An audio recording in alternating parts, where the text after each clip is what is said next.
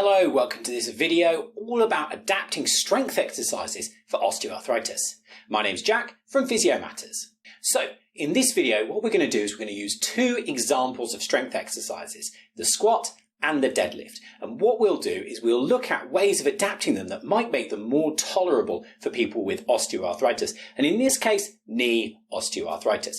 We can use these examples to adapt different types of exercises as well. If someone has osteoarthritis of the hip or the ankle, wherever it might be, whatever exercises we might be prescribing them, use the same sorts of principles to adapt the exercises. We know that strengthening exercises can be quite beneficial for osteoarthritis, and it's also been shown in multiple studies that they are safe and quite well tolerated. But that doesn't mean for individuals we might not need to adapt them to a degree. So if we think about your typical knee osteoarthritic patient, they do tend to dislike the eccentric component of exercises. They also will find that they have a tolerance level which, once they go above it, will cause them quite significant aggravation. Now, I've spoken about this with a number of experts, especially Claire Minshall, who we know is really good with both osteoarthritis and strengthening exercises. So stealing a little bit of her advice here. But what we can do is, if we take our time and build patients up, they can reach quite heavy loads, relative heavy loads for the individual, and they can tolerate that really quite nicely. So using some of these adaptations will allow them to build up over the period of maybe a few weeks or months to really quite heavy loads, so we can provide quite strong stimulus to the joint, the muscles, the tendons, etc. around the joint that might help the function of the joint with osteoarthritis. So let's go have a look at these exercises.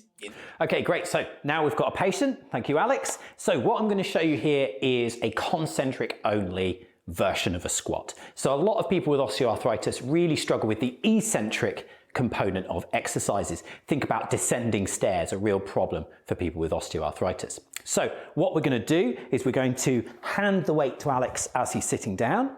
You're going to stand up, Alex. Brilliant.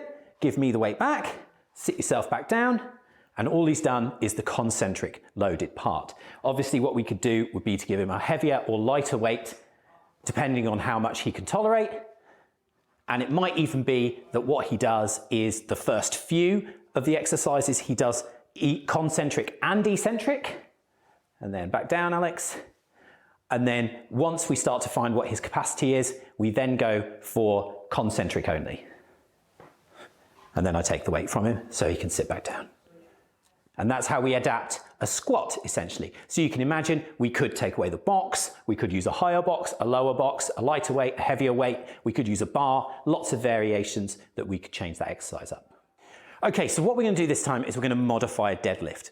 So when the deadlift bar is in the sort of classic position on the ground, Alex is going to need quite a lot of knee flexion to get down to reach the bar. So if you go down to the bar for me, Alex, and what you can see here is how much that knee is having to flex so he can get down to reach it, and even quite a lot of dorsiflexion in his ankle is needed. So if you pull that bar up for me, Alex, perfect, and then back down again. Wonderful.